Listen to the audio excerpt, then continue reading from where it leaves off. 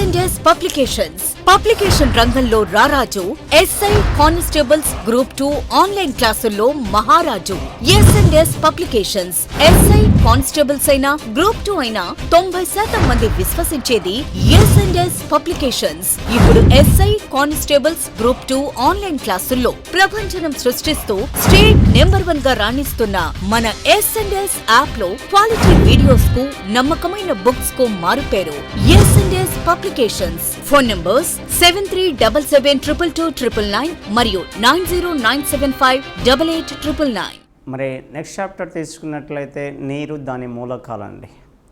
Water and it's elements అంటాం. Water and it's elements, నీరు దాని మూలకాలు. మరి నీరు ఎట్లా తయారు చేశారు, మరి నీటిలో ఉండే మూలకాలు ఏంటి, మరి నీటిలో ఏమైనా మలినాలు ఉంటావా, నీటిలో కఠినత్వం ఏంటి, నీటిని ఏ విధంగా శుద్ధి చేస్తాము, ఏ పద్ధతుల ద్వారా శుద్ధి చేస్తాము, ఇదంతా కూడా మనం ఇక్కడ నేర్చుకుంటూ ఉంటుంటాం. చూడండి, మరి నీరు తీసుకున్నట్లయితే నీటి యొక్క రసాయనిక నామము, ఫస్ట్ నీటి యొక్క ఫార్ములా ఏమిటయా అంటే H2O అండి.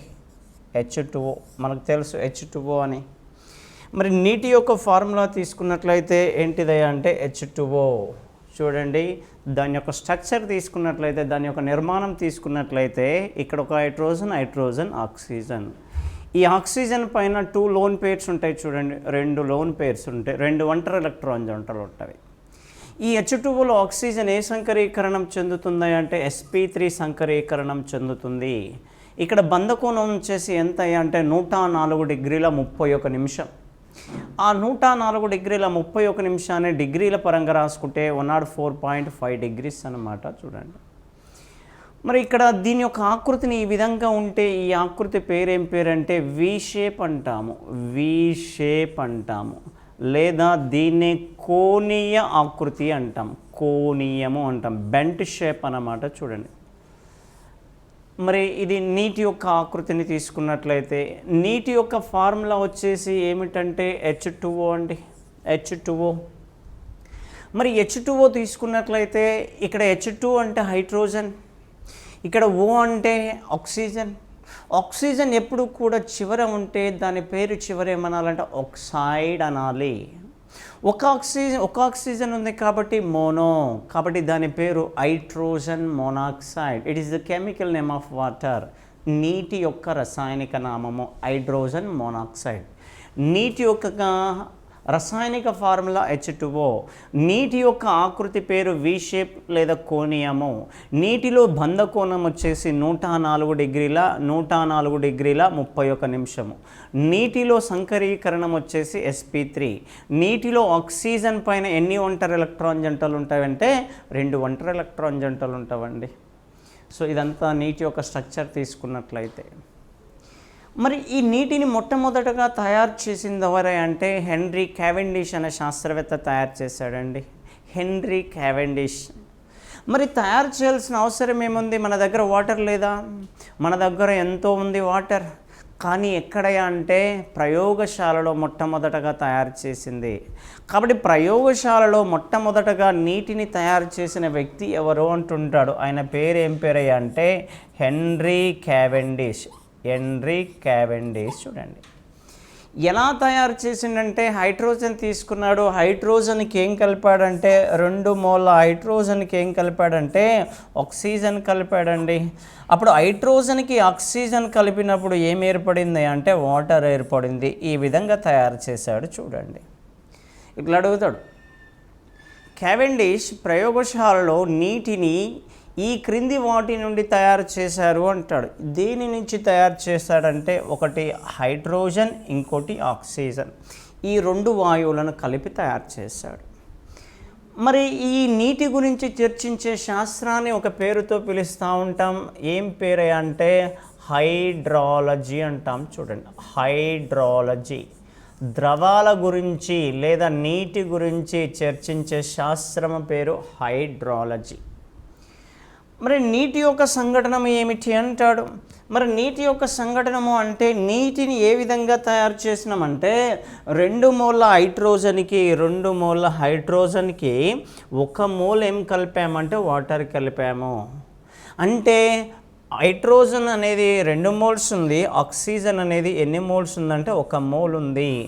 దీనినే మనం ఏమంటామంటే నీటి యొక్క సంఘటనము అని పిలుస్తూ ఉంటాం, నీటి సంఘటనము. కాబట్టి నీటి సంఘటనంలో ఆక్సిజన్, హైడ్రోజన్, ఆక్సిజన్ల నిష్పత్తి ఎంత? 2:1. చూడండి, ఇదేమో హైడ్రోజన్ అండి. ఎన్ని mole hydrogen? 2 mole hydrogen. 1 mole ఆక్సిజన్తో చర్య జరిపి ఇదేమో హైడ్రోజన్కి సంబంధించింది. వైట్ బాల్ మొత్తం హైడ్రోజన్కి సంబంధించింది. ఈ రెడ్ బాల్ మొత్తం దేనికి సంబంధించింది అంటే ఆక్సిజన్కి సంబంధించింది. కాబట్టి ఇదేమో ఆక్సిజన్, ఇదేమో హైడ్రోజన్, ఇదేమో హైడ్రోజన్. చూడండి, కాబట్టి నీటి సంఘటనము 2:1. నీటి గురించి చర్చించే శాస్త్రం పేరు హైడ్రాలజీ. నీటిని మొట్టమొదటగా తయారు చేసింది హెన్రీ క్యావెండిష్. నీటి యొక్క రసాయనిక నామము హైడ్రోజన్ మోనాక్సైడ్. నీటి యొక్క ఫార్ములా H2O. మరి భూమి మీద తీసుకున్నట్లయితే, భూమి మీద ఇక్కడ తీసుకున్నట్లయితే ఏది ఎక్కువగా ఉంటుంది అంటే మనం భూమి మీద నిలబడుతున్నాం కాబట్టి భూమి అత్యధిక భాగం ఉంటుంది అనుకుంటున్నాం. మనం భూమి మొత్తం భూమి మీద ఉంటుంది, భూమి కనబడుతుంది కాబట్టి. కానీ భూమి పైన 3/4 వంతు మొత్తం వాటరే ఉంటుందండి. 3/4 parts మొత్తం వాటరే ఉంటుందండి. మనం ఎక్కడ తెలుస్తుందంటే సముద్రాల వద్దకు వెళ్ళి చూస్తే తెలుస్తుందండి వాటర్ ఎంత ఉంది అనేది. ఈ భూమి మీద మనం నిలబడి చూస్తున్నాం కాబట్టి ఎక్కడ చూసినా భూమే కనబడుతుంది కాబట్టి, నేలే కనబడుతుంది కాబట్టి ఈ నేల భాగమే ఎక్కువగా ఉంటుంది అనుకుంటున్నాం. నేల భాగం కాదండి, వాటర్ పర్సంటేజ్ చాలా ఎక్కువ. 3/4 వంతు మొత్తం వాటరే ఉంటుంది భూమిపైన. నెక్స్ట్, ఒక మానవుడు నివసించాలంటే, ఒక జీవరాశి నివసించాలంటే ముఖ్యమైన సహజ వనరులు 2 అండి. ఒకటేమో గాలి, ఇంకోటేమో నీరు. కాబట్టి జంతువులు కానీ మానవులు కానీ జీవులకు ప్రాణాధారము అంటుంటాం. చూడండి, జీవులకు ప్రాణాధారము అంటాం ఎవరినంటే వాటర్ని. జంతువులు బ్రతకాలంటే సహజమైన ముఖ్యమైన వనరులు ఒక 2 ఉంటవి. ఆ ముఖ్యమైన వనరుల్లో ఒకటి ఏంటిది అంటే వాటర్ కూడా ఒకటి. మరి ఇది 3/4 వంతు ఎక్కడ ఉంటుందని చెప్పామంటే భూమిపైన ఉంటుందని చెప్పినాం. ఇది మనకు సముద్రాల దగ్గరికి వెళ్ళి చూస్తే తెలుస్తుంది, ఎక్కడ చూసినా వాటరే కనబడుతుంది. కానీ మనం భూమి నుంచి చూస్తే నేల కనబడుతుంది. ఆ సముద్రాల్లో దాదాపు ఎంత పర్సెంటేజ్ అంటే 97% నీరు ఉంటుందండి ఓషియన్స్లో. సముద్రాల దగ్గర ఇప్పుడు 3/4 వంతు అంటే 100% అనుకున్నట్లయితే 97% నీరే ఉంటుందండి సముద్రాల దగ్గర. ఒక 2% లేదా 1.7% అనేది ధృవాల వద్ద కానీ మంచు పర్వతాలు, ప్రపంచంలో ఎన్నో మంచు పర్వతాలు ఉన్నాయి.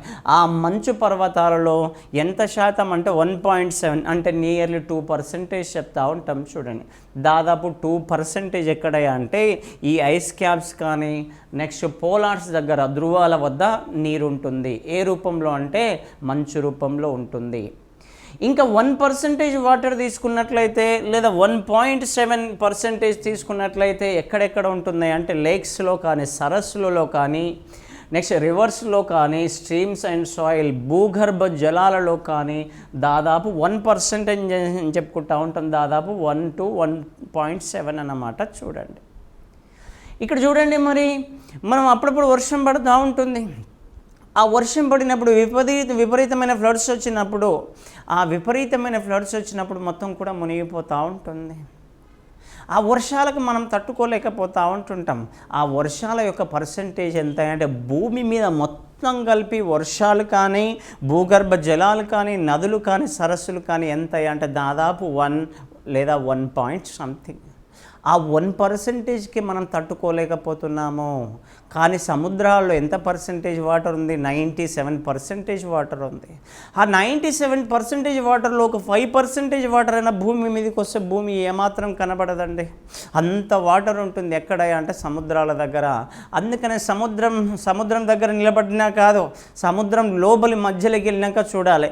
అక్కడ అనిపిస్తుంటుంది వాటర్ అనేది ఎంత పెద్దగా ఉందా అని చూడండి. కాబట్టి 97% సముద్రాల్లో, దాదాపు 2% ధృవాల వద్ద మంచు రూపంలో, దాదాపు 1% లేదా 1 పాయింట్ సంథింగ్ % అంతా కూడా సరస్సులలో భూగర్భ జలాల్లో ఉంటుంది. ఇంకా చాలా తక్కువ 0.001% ఎక్కడ అంటే భూమిపైన నీటి ఆవిరి రూపంలో ఉంటుంది చూడండి. మరి నెక్స్ట్ తీసుకున్నట్లయితే ఏంటిదయ్యా అంటే మానవుని శరీరంలో అత్యధికంగా ఉండబడే పదార్థం ఏమిటయ్యా అంటే వాటర్ అంటే. మనం అప్పుడప్పుడు మనం ఏం చేస్తుంటామంటే టీవీలు చూస్తూ ఉంటాం, సినిమాలు చూస్తూ ఉంటాం. ఆ సినిమాలు చూసేటప్పుడు అప్పుడప్పుడు అడ్వర్టైజ్మెంట్ కూడా చూస్తూ ఉంటాం. అడ్వర్టైజ్మెంట్లో అప్పుడప్పుడు కనబడుతూ ఉంటుంది ఎవరామనంటే మాధురి దీక్షిత్. ఆ మాధురి దీక్షిత్ అంటుంటుంది, మానవుని శరీరంలో 70% వాటరే ఉంటుంది, కాబట్టి మానవునికి ఏమవసరము మినరల్స్ అవసరము అంటారు. ఆ మినరల్స్ ఎక్కడి నుంచి వస్తాయంట వాటర్ ద్వారా. ఏ వాటర్ ద్వారా? ప్యూరిఫైడ్ వాటర్ ద్వారా. అందుకే కొనమంటది ఎక్వాగార్డ్ అనే ప్యూరిఫైయర్ కొనమని చెప్తా ఉంటుంటుంది. అందుకనే గుర్తుపెట్టుకోవాలి 70% వాటరే ఉంటుందండి హ్యూమన్ బాడీలో, 70% నీరే ఉంటుంది. ఇక మనిషి తీసుకున్నట్లయితే 70% నీరు అంటే ఇక మిగిలిన 30% ఏంటిదంటే ఆ బోన్స్ కానీ మిగిలిన టిష్యూస్ కానీ 30% చూడండి. మానవునిలో ఎక్కువగా ఉండబడే పదార్థం అంటే వాటర్ చెప్పాలి, మానవునిలో ఎక్కువగా ఉండబడే మూలకం అంటేనేమో ఆక్సిజన్ చెప్పాలి, మానవునిలో ఎక్కువగా ఉండబడే లోహం అంటేనేమో కాల్షియం చెప్పాలి. కాబట్టి మానవునిలో వాటర్ పర్సంటేజ్. మరి మొక్కలలో వాటర్ పర్సంటేజ్ ఎంత ఉంటుందయ్యా అంటే మొక్కలలో వాటర్ పర్సంటేజ్ దాదాపు 80-90% ఉంటుందండి. 80 to 90% వాటర్ ఉంటుంది మొక్కలలో నీటి యొక్క శాతం. మరి రక్తంలో నీటి యొక్క శాతం దాదాపు ఎంత అంటే 91 to 92% ఉంటుందండి. 91 నుంచి దాదాపు 92% వాటర్ ఉంటుందండి. ఆ 91 నుంచి 92 అంటే మిగిలిందంతా ప్రోటీన్స్ కానీ అదర్స్ కానీ మిగిలిందంతా ఆ 8% 8 లేదా 9% ఉంటుంది. దాదాపు 91 నుంచి 92% బ్లడ్లో నీటి శాతం. అదేవిధంగా యూరిన్లో తీసుకున్నట్లయితే యూరిన్లో దాదాపు 95 to 96 అన్నమాట. దాదాపు 95% అని చెప్తా ఉంటాం. 95 to 96 దాదాపు 95% వాటరే ఉంటుంది. కాబట్టి యూరిన్లో నీటి యొక్క శాతం ఇది. నెక్స్ట్ ప్లాస్మా లేదా బ్లడ్లో నీటి యొక్క శాతము ఇది మొక్కలలో. అదే హ్యూమన్ బాడీలోనేమో 70% వాటర్ ఉంటుంది. మరి నీటిని తీసుకున్నట్లయితే నీటిని ఒక పేరుతో పిలుస్తూ ఉంటుంటామండి. ఏం పేరుతో పిలుస్తూ ఉంటామంటే సార్వత్రిక ద్రావణి అనే పేరుతో పిలుస్తూ ఉంటాం. సార్వత్రిక ద్రావణి అంటాం చూడండి. దీనిని ఇంగ్లీష్లో ఒక పేరుతో పిలుస్తూ ఉంటాం, యూనివర్సల్ సాల్వెంట్ అంటాం. యూనివర్సల్ సాల్వెంట్ అంటాం చూడండి. ఎందుకయ్యా అంటే దాదాపు అన్ని పదార్థాలని నీరు తనలో కరిగించుకుంటుంది. ఆ కరిగించుకోవడం వలన నీటిని ఏమని పిలుస్తూ ఉంటామంటే సార్వత్రిక ద్రావణి అని పిలుస్తూ ఉంటాం. మరి ఈ నీరు తీసుకున్నట్లయితే మనకు ఒక రోజు ఉందండి. మనకు రోజు ఉన్నట్టు దీనికి కూడా ఒక రోజు ఉంది. మన రోజు ఎప్పుడయ్యా అంటే మన పుట్టినరోజు అండి. కాబట్టి నీటికి కూడా పుట్టినరోజు ఉందండి. అది ఎప్పుడయ్యా అంటే March 22. కాబట్టి దీన్ని ప్రపంచ జల దినోత్సవంగా జరుపుకుంటూ ఉంటారండి. ఐక్యరాజ్య సమితి UNO ఏం చేసింది అంటే యునైటెడ్ నేషన్ ఆర్గనైజేషన్ ఐక్యరాజ్య సమితి 2005 నుంచి 2015వ సంవత్సరం 2005-2015 అంటే దాదాపు 10 సంవత్సర కాలాన్ని, ప్రతి 10 సంవత్సర కాలాన్ని ఒకదానికి అంకితంగా ఇచ్చేస్తూ ఉంటుందండి. ఇంటర్నేషనల్ ఇయర్గా ప్రకటిస్తూ ఉంటుందండి. అదేవిధంగా 2005 నుంచి 2015 దశాబ్ద కాలాన్ని నీరే మనకు ప్రాణాధారం కింద ఏ విధంగా అంటే ప్రపంచ దశాబ్దంగా గుర్తించింది చూడండి. ఏ దశాబ్ద కాలాన్ని అంటే 2005 నుంచి 2015. ఈ 2005వ సంవత్సరం నుండి ప్రతి ఏటా మార్చి 22వ తేదీని ఏ విధంగా ప్రకటించిందా అంటే వరల్డ్ వాటర్ డేగా ప్రపంచ జల దినోత్సవంగా ప్రకటించింది. ఏ సంవత్సరం నుంచి అంటే 2005వ సంవత్సరాన్ని. ఇంకా తీసుకున్నట్లయితే ఈ వాటర్ని యూనివర్సల్ సాల్వెంట్ అంటున్నాము. అదేవిధంగా పరిశ్రమలలో ముఖ్యంగా వాటర్ని ఏ విధంగా ఉపయోగిస్తామంటే సాల్వెంట్గా ఉపయోగిస్తామండి.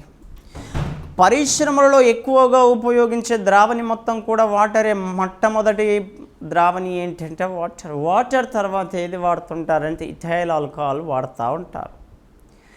మరి ఈ వాటర్ తీసుకున్నట్లయితే వాటర్ యొక్క విశిష్టోష్ణం విలువ చాలా ఎక్కువ అండి.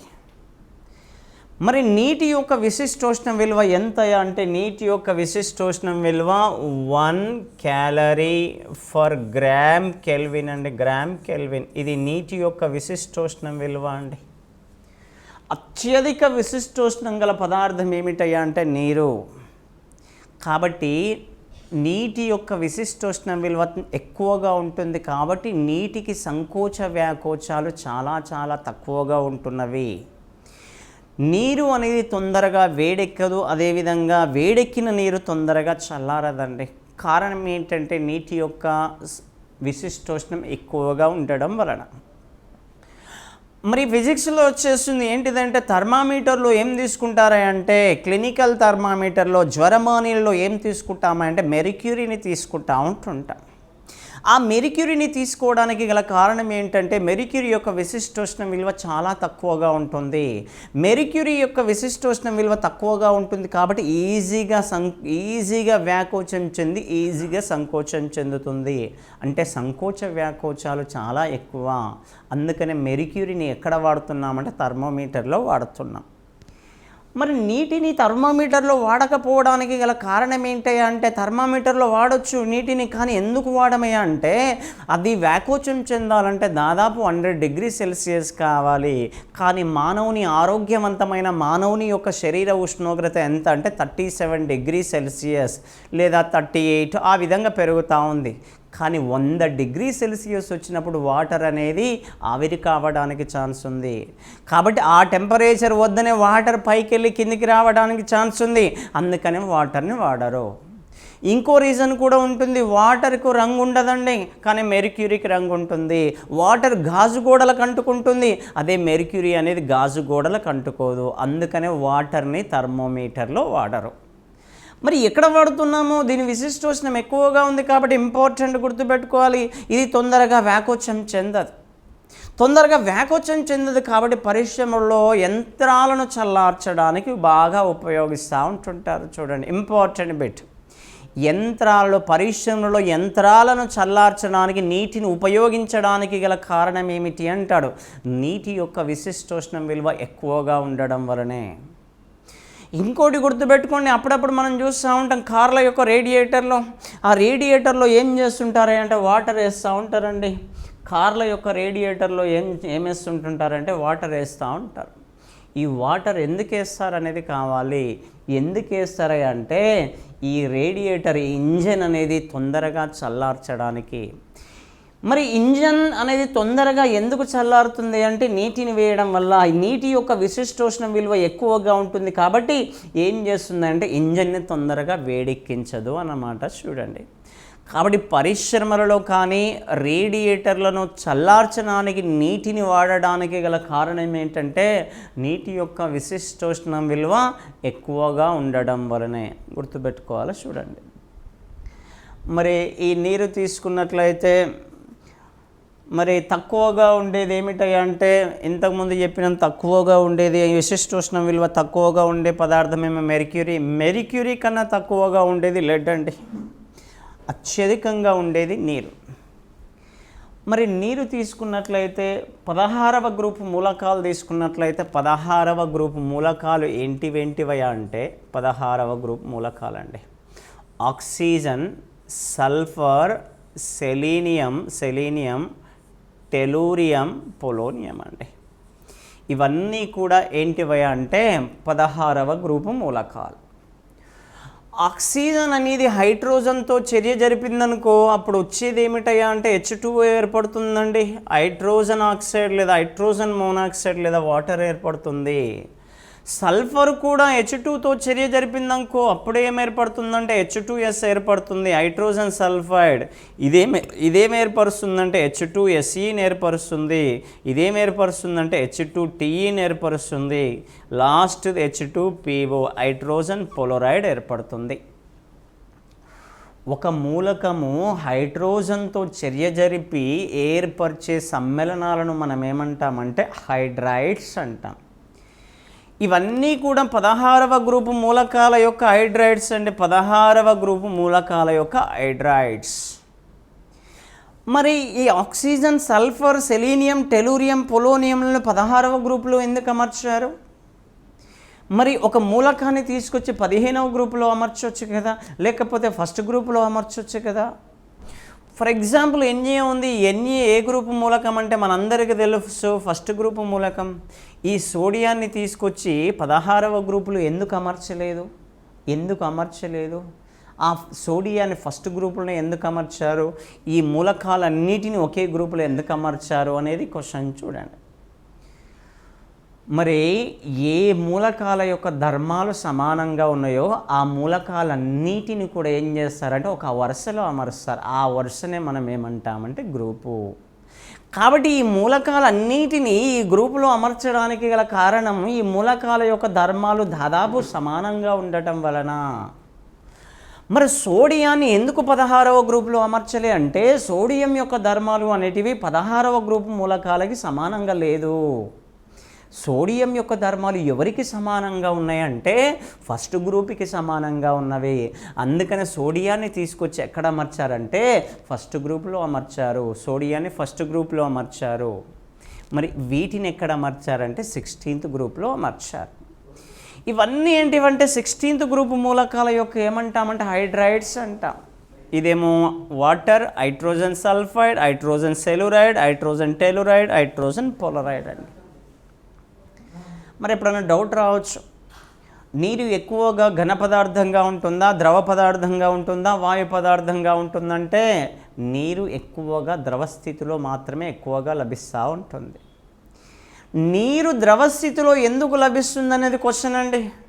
నీరు ద్రవ రూపంలో ఎందుకు ఉంటుంది అనేది క్వశ్చన్. మనం ఆ క్వశ్చన్ అడవరకలు ఇటు పిచ్చోడా అనుకుంటుంటాం. ఎందుకంటే నీరు ద్రవస్థితిలో కాకుంటే ఘనస్థితిలో లభిస్తుందా అని అనుకుంటుంటాం. కానీ నీరు ద్రవస్థితిలో లభించడానికి ఒక రీజన్ ఉంది. ఆ రీజనే ఇక్కడ వస్తుంది చూడండి.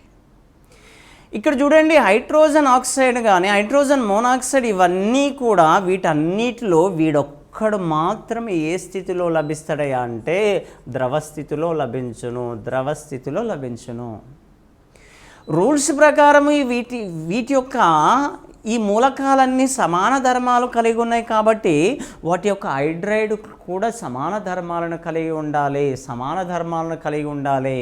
కానీ వాటర్ గాడు ఎలా ఉంటున్నాడు అంటే ద్రవస్థితిలో ఉంటున్నాడు. మిగిలినవన్నీ కూడా ద్రవాలు కావండి. కొన్నేమో వాయువులు, కొన్నేమో ఘన పదార్థాలు.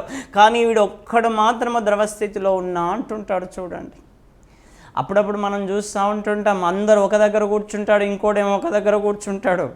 మరి ఇంకోడు ఒక దగ్గర కూర్చున్నాడంటే అర్థం ఏంటంటే వానికి ఏదో ఎక్కువ ఉంది అంటుంటారు. వాడు డిఫరెంట్ రా అంటుంటాడు. ఇక్కడ కూడా డిఫరెంట్ అంటే వాటర్ చూడండి. వాటర్ ఎందుకు డిఫరెంట్ ఉన్నది, ద్రవస్థితిలో ఎందుకు ఉంటుంది అనేది కావాలి. వాటర్ అంటాడనమాట, నాకు సపరేట్ ప్రాపర్టీ ఉందంటాడు, నాకు తిక్కు ఉందంటాడు, దానికి లెక్క కూడా ఉందంటాడు చూడండి. వాటర్ ఆ తిక్కు ఏంటంటే ద్రవస్థితిలో ఉండడము. ఆ లెక్క ఏంటిదో చూద్దాం. ఆ లెక్క ఏంటిదయ్యా అంటే ఏ పదార్థమైనా హైడ్రోజన్ బంధాన్ని ఏర్పరిచిందో అది కంపల్సరీ ద్రవస్థితిలో ఉంటుంది. ఇది రూల్స్ అన్నమాట. చూడండి, కెమిస్ట్రీ ప్రకారం ద్రవస్థితిలో ఉండాలంటే అది ఒక బంధాన్ని ఏర్పరచాలి. ఆ బంధము ఏం పేరయ్యా అంటే హైడ్రోజన్ బంధము అన్నమాట. చూడండి, హైడ్రోజన్ బంధము. కాబట్టి నీరు ద్రవస్థితిలో ఉండడానికి గల కారణం ఏమిటి అంటే హైడ్రోజన్ బంధాలను ఏర్పరచడం వలన. మరి హైడ్రోజన్ బంధం అంటే ఏంటి? హైడ్రోజన్ బంధం అంటే ఏమిటయ్యా అంటే ఒక అణువులోని అధిక రుణ విద్యుదాత్మకత గల F కానీ, ఫ్లోరిన్ కానీ, ఓ కానీ ఆక్సిజన్ కానీ నెక్స్ట్ ఎన్ కానీ నైట్రోజన్ కానీ. ఫ్లోరిన్ కానీ ఆక్సిజన్ కానీ నైట్రోజన్ పరమాణువుకి ఈ మూడిటికి అత్యధిక రుణ విద్యుదాత్మకతగా ఉంటుందండి. ఆవర్తన పట్టికలో అత్యధిక రుణ విద్యుదాత్మకత గల మూలకాలు ఏమైనా ఉన్నాయంటే ఆ మూడు మాత్రమే, ఫ్లోరిన్, ఆక్సిజన్, నైట్రోజన్. ఈ రుణ విద్యుదాత్మకత గల పరమాణువుకి అదే అణువులోని లేదా మరొక అణువులోని హైడ్రోజన్ పరమాణువుకు మధ్య గల బలహీనమైన ఆకర్షణ బలాన్ని మనం ఏమంటామంటే హైడ్రోజన్ బంధము అంటాం. చూడండి ఇక్కడ చూడండి, వాటర్ తీసుకున్నట్లయితే వాటర్ యొక్క స్ట్రక్చర్ అండి ఇది హెచ్, ఇక్కడ ఆక్సిజన్ ఉంటుంది, ఇక్కడ హెచ్ అండి. ఇక్కడ ఆక్సిజన్ ఏంటిదంటే ఎలక్ట్రోనెగటివిటీ ఆటం అండి, అత్యధిక రుణ విద్యుదాత్మకత గల పరమాణువు కాబట్టి దీనిపైన పాక్షిక రుణావేశం వచ్చేస్తుంది. ఈ హైడ్రోజన్ పైన ఏ ఆవేశం వస్తుందంటే పాక్షిక ధనావేశం వస్తుంది. ఈ ఆక్సిజన్ పైన పాక్షిక రుణావేశము, కాబట్టి హైడ్రోజన్ దగ్గరనేమో పాక్షిక ధనావేశం ఉంది. నీటిలోని మరొక నీటి అణువులోని ఆక్సిజన్ పైన ఏముందంటే పాక్షిక ధనావేశం ఉంది. దీనిపైనేమో పాక్షిక ధనావేశం ఉంది, దీనిపైనేమో పాక్షిక ధనావేశం ఉంది, రుణావేశం. ఈ ధనావేశానికి రుణావేశానికి మధ్య ఆకర్షణ వస్తుంది. ఈ ఆకర్షణనే మనం ఏమంటున్నామంటే హైడ్రోజన్ బంధము అంటున్నాం, హెచ్ బాండ్ అంటాం. చూడండి మరి ఇది రెండు విభిన్న అణువులలో వచ్చింది. చూడండి, ఇదొక నీటి అణువు, ఇదొక నీటి అణువు, రెండు విభిన్న అణువులలో వచ్చింది కాబట్టి అంతరనుక హైడ్రోజన్ బంధము అంటుంటాం. అంటే హైడ్రోజన్ బంధాలు రెండు రకాలన్నమాట. ఒకటేమో అణ్వంతర, పేరులోనే ఉంది అణువంతర, అణువు లోపల జరిగితేనేమో అణ్వంతర, వేరు అణువుల మధ్య ఏర్పడితేనేమో అంతరనుక హైడ్రోజన్ బంధము. కాబట్టి నీరు అనేది హైడ్రోజన్ బంధం. మళ్ళీ డెప్త్కి వెళ్తే ఏ హైడ్రోజన్ బంధం అంటే అంతరనుక హైడ్రోజన్ బంధం.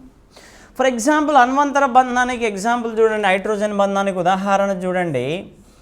ఈయన ఏం పేరంటే, సో ఇక్కడ ఏం రాశానంటే COOH రాశానండి. COH అంటే దాని పేరు బెంజోయిక్ యాసిడ్ అండి. ఇక్కడ ఏముందంటే ఆర్థో ప్లేస్లో ఏముందంటే ఆల్డిహైడ్ ఉందండి, ఆర్థో ప్లేస్లో ఆల్డిహైడ్ ఉంది. ఇది ఒకే అణువులోని ఇక్కడ హైడ్రోజన్ అండి, హైడ్రోజన్ పరమాణుకి ఇక్కడ ఆక్సిజన్ పైననేమో రుణావేశం వచ్చేస్తుంది, అధిక రుణ విద్యుదాత్మకత మూలకం కాబట్టి. హైడ్రోజన్ పైనేమో పాక్షిక ధనావేశం వస్తుంది. ఇది ఒకే అణువులో జరిగింది కాబట్టి దీనిని ఏమంటామంటే అణ్వంతర హైడ్రోజన్ బంధము అనాలి. అణ్వంతర హైడ్రోజన్ బంధము అంటాం. కాబట్టి ఫస్ట్ క్వశ్చన్ ఏంటిది అంటే నీరు ద్రవ స్థితిలో ఉండడానికి గల కారణం ఏమిటి? ఏ బంధమయ్యా అంటే హైడ్రోజన్ బంధం. దీంట్లో సెకండ్ క్వశ్చన్ ఏమిటయ్యా అంటే మరి నీటి యొక్క బాష్పీభవన స్థానం ఎంతయా అంటే నీటి యొక్క బాష్పీభవన స్థానము దాదాపు 100 డిగ్రీ సెల్సియస్. నీటి యొక్క బాయిలింగ్ పాయింట్ అండి 100 డిగ్రీ సెల్సియస్. లేదా దీన్నే కెల్విన్లో రాసుకుంటే 100 + 273 అంటే 373 కెల్విన్లు. అదే మంచు యొక్క ద్రవీభవన స్థానం ఎంత అంటే గుర్తు రావాలి. మంచు యొక్క ద్రవీభవన స్థానం ఏమో 0 డిగ్రీ సెల్సియస్.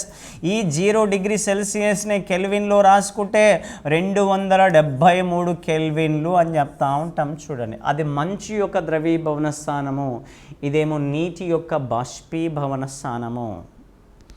మరి నీటి యొక్క బాష్పీభవన స్థానం ఎక్కువనా తక్కువనా అంటే 100 డిగ్రీ సెల్సియస్ అంటే వెరీ వెరీ హై అండి. మరి పెట్రోల్ని తీసుకొచ్చి ఇక్కడ పెట్టండి, వాటర్ని తీసుకొచ్చి ఇక్కడ పెట్టండి, సాయంత్రం చూడండి పెట్రోల్ నీకు కనబడదు కానీ వాటర్ అలానే కనబడుతుంది. పెట్రోల్ ఎందుకు కనబడలే, వాటర్ అలానే ఎందుకు కనబడుతుందంటే పెట్రోల్ అనేది ఈజీగా ఎవాపరేట్ అయింది. ఎందుకు ఈజీగా ఎవాపరేట్ అయిందంటే దాని యొక్క బాష్పీభవనం స్థానం వెరీ వెరీ లో అండి, చాలా చాలా తక్కువ. అంటే లో టెంపరేచర్ వద్దనే ఈజీగా బాష్పీభవనం చెందడానికి ఛాన్స్ ఉంది పెట్రోల్. అదే వాటర్ అనేది 100 డిగ్రీ సెల్సియస్ వేడి చేసినప్పుడు మాత్రమే ఏమవుతుందంటే ఎవాపరేట్ కావడానికి ఛాన్స్ ఉంది, బాష్పంగా మారడానికి ఛాన్స్ ఉంది. ఎందుకయ్యా అంటే ఏ పదార్థం అయితే హైడ్రోజన్ బంధాన్ని ఏర్పరుస్తుందో దాని యొక్క బాష్పీభవన స్థానం ఎక్కువగా ఉంటుంది. కాబట్టి నీటి బాష్పీభవన స్థానం ఎక్కువగా ఉండడానికి గల కారణం కూడా ఏ బంధమయ్యా అంటే హైడ్రోజన్ బంధమే. నీటి యొక్క బాష్పీభవన స్థానం ఎంత అంటాడు? 373 కెల్విన్ లేదా 100 డిగ్రీ సెల్సియస్. ఇక్కడ మూడో క్వశ్చన్ అండి. మరి మందు తాగుతారు అని చెప్పాము ఇదివరకు. ఆ మందు తాగేటప్పుడు ఏం చేస్తుంటారా అంటే ఈ ఆల్కహాల్లో ఏం చేస్తుంటారా అంటే వాటర్ వేస్తారండి. మరి మందులో ఆ వాటర్ వేసినప్పుడు ఏమైతాయి అంటే ఆ రెండు ఒక దాంట్లో ఒకటి కలిసిపోతాయా? కలిసిపో అంటే రెండు ఒక దాంట్లో ఒకటి కలిసిపోతాయండి. వాటర్కి ఆల్కహాల్ కరిగినప్పుడు ఒకదానిలో ఒకటి కలిసిపోతున్నవి అంటే వాటర్లో ఆల్కహాల్ కరుగుతుందా కరగదా అంటే కరిగిపోతుంది. అదే వాటర్కి ఎప్పుడైనా ఆయిల్ కానీ ఎప్పుడైనా కెరోసిన్ కానీ వేయండి, దాంట్లో కరగదు. అంటే వాటర్ అనేది ఆల్కహాల్ని దగ్గరికి రానిచ్చింది, కానీ కెరోసిన్ ఈడ్చి తన్నేసింది. అంటే నువ్వు నాకు ఇష్టం లేదు అని చెప్తా ఉంటుంది. ఎవరినంటే కెరోసిన్ కానీ ఆయిల్ కానీ. అదే ఆల్కహాల్ని అంటది నువ్వంటే నాకు ఇష్టము అంటది. ఎందుకు ఇష్టమే అంటే మన ఇద్దరి మధ్య ఉంది ఏముంది? కెమిస్ట్రీ ఉంది. కెమిస్ట్రీ అంటే ఏంటిదయ్యా అంటే బంధము. కాబట్టి మన ఇద్దరి మధ్య ఉంది ఏ బంధము? హైడ్రోజన్ బంధం. అందుకని నువ్వు వింటే నాకు ఇష్టం కాబట్టి మన ఇద్దరం ఒక దాంట్లో ఒకటి కలిసిపోదాము అంటది. అందుకనే నీటిలో ఆల్కహాల్ అనేది కరుగుతుంది. కాబట్టి నీటిలో ఆల్కహాల్ కరగడానికి గల కారణం ఏమిటి అంటాడు. నీరు అనేది ఆల్కహాల్తో ఒక బంధాన్ని ఏర్పరచడం వలనే ఆ బంధమే ఏమిటయా అంటే హైడ్రోజన్ బంధము. అదే నీటిలో కెరోసిన్ కరుగుతుందా అంటే కరగదు. ఎందుకు కరగదా అంటే నీటికి ఇష్టం లేదు. ఎవరంటే ఇష్టం లేదు? కెరోసిన్. ఎందుకు ఇష్టం లేదంటే మన ఇద్దరి మధ్య కెమిస్ట్రీ లేదు. కెమిస్ట్రీ లేదంటే మన ఇద్దరి మధ్య బంధం లేదు. ఏ బంధమయ్యా అంటే హైడ్రోజన్ బంధము. కాబట్టి నీరు అనేది కెరోసిన్తో కానీ ఆయిల్తో కానీ హైడ్రోజన్ బంధాలను ఏర్పరచదు. కాబట్టి నీటిలో కరగవు. ఈ 3 క్వశ్చన్స్ గుర్తుపెట్టుకోవాలి. చూడండి, మొదటి క్వశ్చన్ ఏంటయ్యా అంటే ఈ వాటర్ అనేది ద్రవస్థితిలో ఉండడానికి గల కారణం ఏమిటి? రెండో క్వశ్చన్ ఏంటంటే నీటి యొక్క బాష్పీభవన స్థానం ఎక్కువగా ఉండడానికి గల కారణం ఏమిటి? మూడోది ఏమిటయ్యా అంటే నీరు అనేది ఆల్కహాల్లో కరగడానికి గల కారణం ఏమిటి? ఈ మూడిటికి ఒకే రీజన్ చెప్పాలండి. ఏ బంధమయ్యా అంటే హైడ్రోజన్ బంధము. మరి ఇక్కడ నెక్స్ట్ తీసుకున్నట్లయితే ఏంటిదయ్యా అంటే మరి స్వచ్ఛమైన నీరు తీసుకున్నట్లయితే ఈ స్వచ్ఛమైన నీరు తన గుండా విద్యుత్ వాహకతను ప్రదర్శించదండి. తన గుండా విద్యుత్తును సరఫరా చేయదు. స్వచ్ఛమైన వాటర్ తీసుకున్నట్లయితే మరి స్వచ్ఛమైన వాటర్ అంటే ఏంటిదయ్యా అంటే స్వేదన జలం, డిస్టిల్డ్ వాటర్. వర్షపు నీరు కాదండి స్వచ్ఛమైన వాటర్. ఒకవేళ ప్రకృతిలో దొరికే స్వచ్ఛమైన వాటర్ అంటే అప్పుడేం పెట్టాలంటే వర్షపు నీరు అని పెట్టాలి. కానీ ఒకవేళ స్వచ్ఛమైన నీరు అంటే ఏం తీసుకోవాలంటే డిస్టిల్డ్ వాటర్ తీసుకోవాలి, స్వేదన జలాన్ని తీసుకోవాలి. ఒకవేళ ప్రకృతిలో దొరికే స్వచ్ఛమైన నీరు అంటే ఈ డిస్టిల్డ్ వాటర్ మనం తయారు చేస్తున్నాం కాబట్టి కృత్రిమంగా అన్నమాట. ఒకవేళ భూమిపై లభించే సహజ సిద్ధమైన స్వచ్ఛమైన నీరు అంటే అప్పుడు వర్షపు నీరు పెట్టాలండి. వర్షపు నీరు ఎందుకు స్వచ్ఛమైనది కాదంటే స్వచ్ఛమైన నీటి యొక్క pH విలువ 7 ఉండాలి. కానీ వర్షపు నీటి యొక్క pH విలువ ఎంత అంటే 5.6 కన్నా తక్కువ లేదా 5.7 ఉంటుంది. స్వచ్ఛమైన నీటికి రంగు ఉండదు, రుచి ఉండదు, వాసన ఉండదు స్వచ్ఛమైన నీటికి. కానీ వర్షపు నీరు ఎప్పుడన్నా మీరు వర్షం వచ్చేటప్పుడు ప్లేట్లో పట్టి చూడండి, లైట్గా ఎల్లో కలర్లో కనబడతా ఉంటుంది. నోట్లో వేసుకోండి, లైట్గా పుల్లగా అనిపిస్తూ ఉంటుంది. ఆ పుల్లగా ఎందుకు అనిపించింది? ఆ బ్రౌన్ రంగు, ఆ ఎల్లో కలర్ ఎందుకు వచ్చింది అంటే అవి వాతావరణం నుంచి రావడం వలనే. కాబట్టి వర్షపు నీరు అనేది స్వచ్ఛమైనది కాదు అన్నమాట. ఆ స్వచ్ఛమైన వాటర్ అనేది తన గుండా విద్యుత్తును సరఫరా చేయనివ్వదు. మరి మనం అప్పుడప్పుడు ఏం చేస్తుంటామంటే స్నానం చేస్తూ ఉంటాం. ఉదయం పూట స్నానం చేసేటప్పుడు బకెట్ తీసుకుని బకెట్లో హీటర్ పెట్టి ఏం చేస్తామంటే ప్లగ్ వేస్తాం. ఆ ప్లగ్ వేసి అప్పుడు చేయి పెడితే ఏమవుతుంది? మరి షాక్ వస్తుంది. కానీ సార్ ఏం చెప్తున్నాడు, తన గుండా విద్యుత్తును సరఫరా చేయదని చెప్తున్నాడుగా. అంటే మనం వాడే వాటర్ అనేది స్వచ్ఛమైనది కాదు. మనం వాడే వాటర్లో అన్ని అయాన్స్ ఉంటాయండి, అనేక రకాల అయాన్స్ ఉంటాయి. కాబట్టి అవి ఈజీగా విద్యుత్తును తమ గుండా ప్రవేశింపచేస్తున్నవి. కానీ స్వచ్ఛమైన వాటర్ తన గుండా విద్యుత్తును సరఫరా చేయదు. కాబట్టి అవిద్యుత్ వాహకము అన్నమాట. ఇంకోటి, స్వచ్ఛమైన వాటర్ని ఎప్పుడు కూడా తాగకూడదండి. తాగితే వాడు తొందరగా చనిపోయే అవకాశాలు కలవండి. ఎందుకయ్యా అంటే మన బాడీకి ఏం కావాలంటే మినరల్స్ కావాలి, ఖనిజాలు కావాలి, ఖనిజ లవణాలు కావాలి మన బాడీకి. మరి ఆ వాటర్ తీసుకుంటే ప్యూర్ వాటర్ తీసుకున్నట్లయితే దాంట్లో ఎటువంటి మినరల్స్ లేవు కదా. మినరల్స్ లేవు కాబట్టి మన బాడీకి మినరల్స్ అందవు కాబట్టి జీవన క్రియలు అన్నీ మందగించి చనిపోయే ప్రమాదం ఉంది. కాబట్టి ఎప్పుడూ కూడా డిస్టిల్డ్ వాటర్, ప్యూర్ వాటర్ని తాగకూడదు, స్వచ్ఛమైన వాటర్ని తాగకూడదు. ఎందుకంటే మినరల్స్ లోపించడం వల్ల, మినరల్స్ లోపించినాయంటే బయాలజికల్ ఫంక్షన్స్ జరగవు కాబట్టి చనిపోయే అవకాశం కూడా కలదు. మరి ఆ వాటర్ గుండా ఏంది అంటే నీటి యొక్క విద్యుత్ వాహకతను పెంచాలండి. మరి నీటి యొక్క విద్యుత్ వాహకతను పెంచడానికి నీటికి ఏం కలుపుతామయ్యా అంటే NaCl కలుపుతాము. NaCl అంటే సోడియం క్లోరైడ్, ఉప్పును కలుపుతాము. ఈ ద్రావణాన్ని మనం ఏమంటామంటే బ్రైన్ ద్రావణము అంటాం. చూడండి, బ్రైన్ ద్రావణం, బ్రెయిన్ కాదండి, బ్రైన్ ద్రావణము. కాబట్టి బ్రైన్ ద్రావణము అనగానేమి అంటాడు, నీరు ప్లస్ ఉప్పుల యొక్క మిశ్రమాన్ని బ్రైన్ ద్రావణము అంటాం. ఎందుకు ఉప్పును కలుపుతున్నామనేది కావాలి. ఎందుకు ఉప్పును కలుపుతున్నామయ్యా అంటే, ఫర్ ఎగ్జాంపుల్ అప్పుడప్పుడు ఇంట్లో కూర వండుతూ ఉంటారు. ఆ ఇంట్లో కూర వండేటప్పుడు ఎప్పుడైనా జాగ్రత్తగా పరిశీలించండి. కూర వండేటప్పుడు ముందు ఏమేస్తారంటే, మన వాళ్ళు ఇంట్లో ఏం చేస్తారంటే కూర అంతా ఉడికిన తర్వాత 10 నిమిషాల ముందు ఉప్పు కారం వేస్తుంటారండి. కూర తొందరగా ఉడకాలంటే ఏం చేయాలంటే ఉప్పు ముందే వేయాలి. ఉప్పు ముందే అంటే మళ్ళీ ఏం వేయకముందు కాదండి, కూరగాయలు వేసిన వెంటనే ఉప్పు వేసేయాలి. ఆ ఉప్పు వేయడం వలన ఈజీగా ఏం చేస్తుంది అంటే ఉష్ణవాహకతను పెంచుతుంది. అక్కడ ఉష్ణవాహకతను పెంచడం వలన కూర అనేది తొందరగా ఉడుకుతుంది. సేమ్ ఇక్కడ కూడా అంతేనండి. నీటి యొక్క విద్యుత్ వాహకతను పెంచడానికి నీటికి ఏం కలుపుతున్నామంటే సోడియం క్లోరైడ్ను కలుపుతున్నాము. కాబట్టి నీటి విద్యుత్ విశ్లేషణలో కలపబడే పదార్థం ఏమిటి అంటాడు, సోడియం క్లోరైడ్. ఎందుకనగా అంటాడు, విద్యుత్ వాహకతను పెంచడం కోసము. అప్పుడు నీటి గుండా ఏం చేస్తున్నామంటే విద్యుత్తును పంపిస్తున్నామండి. విద్యుత్ విశ్లేషణ అంటే విద్యుత్తును పంపించే ప్రక్రియ. మరి విద్యుత్తును పంపించి విడగొట్టబడే ప్రక్రియ. మరి విద్యుత్తును ప్రవేశపెట్టాలంటే ఖచ్చితంగా ఏం చేస్తామంటే ప్లగ్లో వైర్ పెడతాం.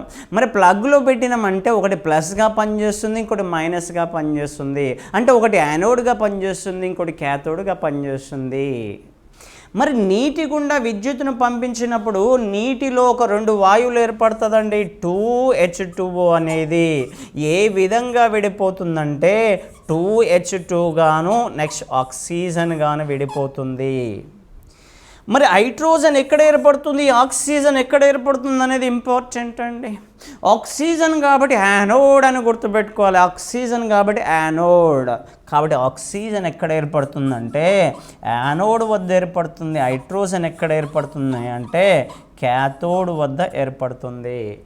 చూడండి, ఇక్కడేమో ఆక్సిజన్ విడుదలైందండి, ఇక్కడ ఇదేమో యానోడ్ వద్ద ఏమి ఏర్పడిందంటే ఆక్సిజన్ విడుదలైంది, ఇక్కడ ఏమి ఏర్పడిందంటే హైడ్రోజన్ విడుదలైంది. మరి ఇక్కడ ఆక్సిజన్ విడుదలైందా హైడ్రోజన్ విడుదలైందా అని తెలుసుకోవడానికి ఏం చేస్తామంటే అక్కడ ఏం చేస్తామంటే మండుచున్న అగ్గిపుల్లను అక్కడ పెట్టినట్లయితే ప్రకాశవంతంగా మండుతుంది. ఆ విధంగా ప్రకాశవంతంగా మండించే వాయువు ఏంటంటే ఆక్సిజన్. అదే ఇక్కడ పెట్టినట్లయితే టప్పుమని శబ్దాన్ని ఇచ్చేస్తుంది. ఆ టప్పుమని శబ్దాన్ని చేసే వాయువు ఏమిటంటే హైడ్రోజన్.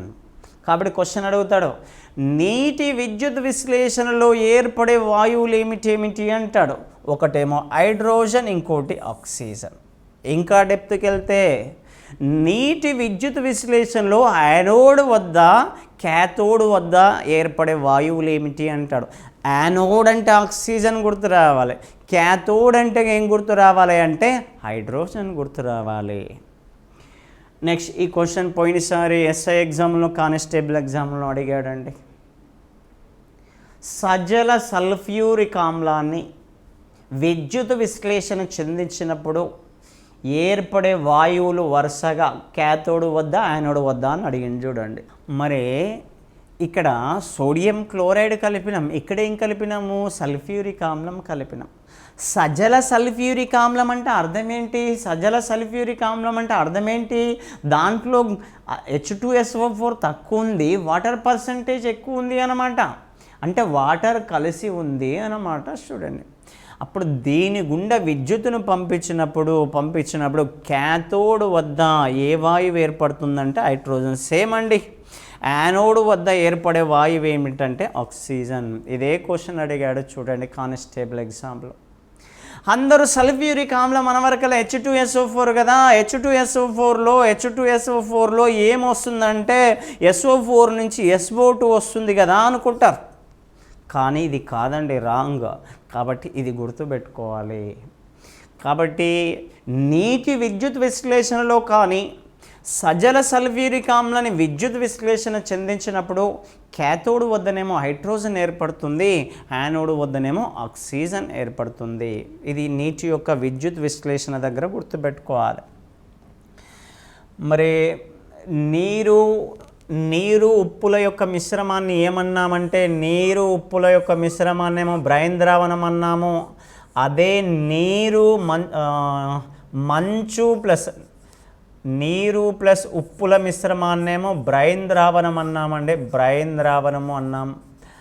అదేవిధంగా ఉప్పు ప్లస్ మంచుల యొక్క మిశ్రమాన్ని, ఐసుల యొక్క మిశ్రమాన్ని ఏమని పిలుస్తామంటే ఫ్రీజింగ్ మిక్చర్ అని పిలుస్తూ ఉంటామండి. హిమీకరణ మిశ్రమము అంటాం. చూడండి, ఇది మొత్తం కూడా ఏంటిదయ్యా అంటే మంచు ప్లస్ ఉప్పుల యొక్క మిశ్రమం. దీనిని దేనికి ఉపయోగిస్తామంటే చల్లబరచడానికి, రిఫ్రిజరెంట్ ఏజెంట్, కూలింగ్ ఏజెంట్, శీతలీకరణ కారకంగా వాడుతూ ఉంటాం. చల్లబరచడానికి వాడుతూ ఉంటాము. ఏ మిశ్రమాన్ని అంటే హిమీకరణ మిశ్రమాన్ని. మరి ఇంకో పాయింట్ గుర్తుపెట్టుకోవాలి. అప్పుడప్పుడు మందు తాగుతారని చెప్పిన మందు తాగేటప్పుడు కానీ అప్పుడప్పుడు మనం గ్లాసులో లేదా ఫ్రిడ్జ్లో వాటర్ బాటిల్ పెట్టినప్పుడు ఐస్ ఫామ్ అవుతుందండి. మందు తాగేటప్పుడు కూడా దాంట్లో ఐస్ వేసినప్పుడు పైన తేలుతూ ఉంది. వాటర్ బాటిల్ ఫ్రిడ్జ్లో పెట్టినప్పుడు కూడా దాంట్లో ఏమైనా ఐస్ ఫామ్ అయితే ఐస్ అనేది పైన తేలుతూ ఉంటుంది. ఇంపార్టెంట్ గుర్తుపెట్టుకోవాలి. ఎందుకు ఐస్ అనేది పైన తేలుతుంది అనేది ఇంపార్టెంట్. ఒక పాయింట్ గుర్తుపెట్టుకోండి. ఇది ఏంటిదయ్యా అంటే దాని యొక్క బరువును బట్టి చెప్పరండి. ఫర్ ఎగ్జాంపుల్ ఒక చిన్న రాయి ముక్కని తీసుకుపోయి వాటర్ లేయండి. అది కంప్లీట్గా dip into the water, sink into the వాటర్లో మొత్తం మునిగిపోతుందండి. చిన్న రాయి ముక్కను వేసినట్లయితే ఇంత పెద్ద ఐసు ముక్కను తీసుకెళ్ళి వాటర్లో వేస్తేనేమో వాటర్ పైన తేలింది. మరి ఆ చిన్న రాయి ముక్క బరువు ఎక్కువనా, మంచు ముక్క బరువు ఎక్కువనా అంటే రాయి అనేది చిన్న రాయి ముక్క కాబట్టి బరువు తక్కువ. అదే మంచు బరువు చాలా ఎక్కువ. కానీ అయినా మంచు అనేది నీటిపైన తేలుతుంది, రాయి అనేది నీటిలో మునుగుతుంది.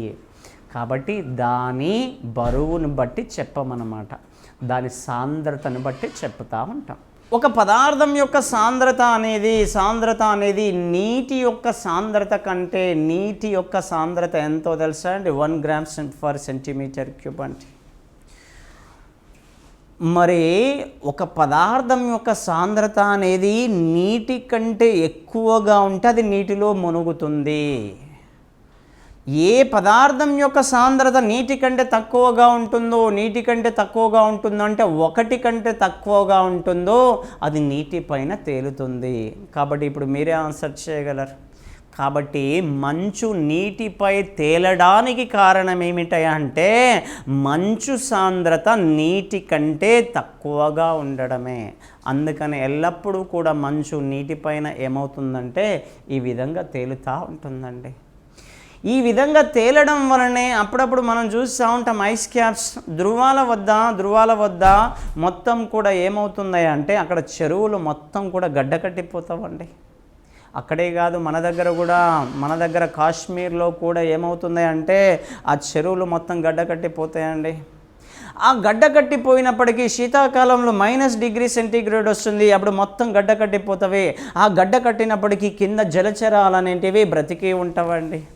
ఎందుకు బ్రతికి ఉంటవి అంటే కింద అనేది ఎప్పుడు కూడా ఐస్ ఫామ్ కాదండి. ఆ ఫామ్ అయిన ఐస్ మొత్తం కూడా పైన తేలుతుంది, కింద నీరు అనేది ద్రవస్థితిలో ఉంటుంది. కాబట్టి జలచరాలు అనేటివి చనిపోకుండా ఉంటున్నవి చూడండి. కాబట్టి ఇక అదంతా మనకు అవసరం లేదు, ఈ పాయింట్ గుర్తుపెట్టుకోవాలి. మంచు నీటిపై తేలడానికి గల కారణం ఏంటంటే, ఇదంతా మంచు అండి.